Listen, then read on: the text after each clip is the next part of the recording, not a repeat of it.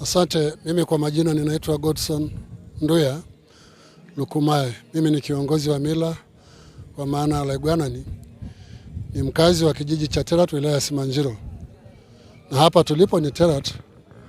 Na dhumuni kubwa la kukutana hapa viongozi wa mila pamoja na jamii ni kukutana kumsimika kiongozi ambaye atakuwa ni Laigwanani wa boma hili la Super Mariri, ukoo wa Mama Sita, ambaye kwa jina anaitwa Saningo.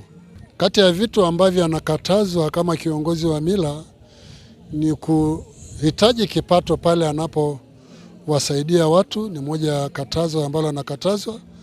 Lakini pia anakatazwa kutokuwa na upendeleo wakati pia anatatua migogoro pamoja na kuwasaidia watu. Na pia anakatazwa kugairi kwenda kumsaidia mtu pindi anapomlilia. Lakini pia anakatazwa kuwagawa watu katika familia na jamii ambayo anaiongoza. Mimi naitwa Saningo Thomas.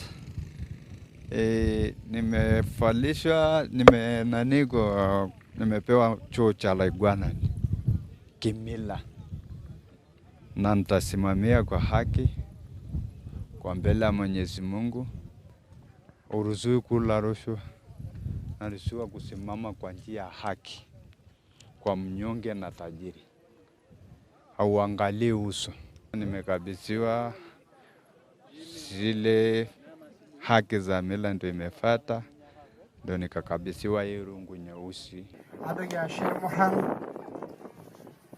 ondo iwampogin tangaraki keru angragino elesirwa lembura Laigwanani omayana raongela adogi dashe nda mayanda kai kiri tayari yake siyo bekishiriki ndai ondai sirwa ilinyi ama niyo la dirwa karaki awo siadi tangaraki sino loho tangaraki o sirwa i ongera tanako bogi.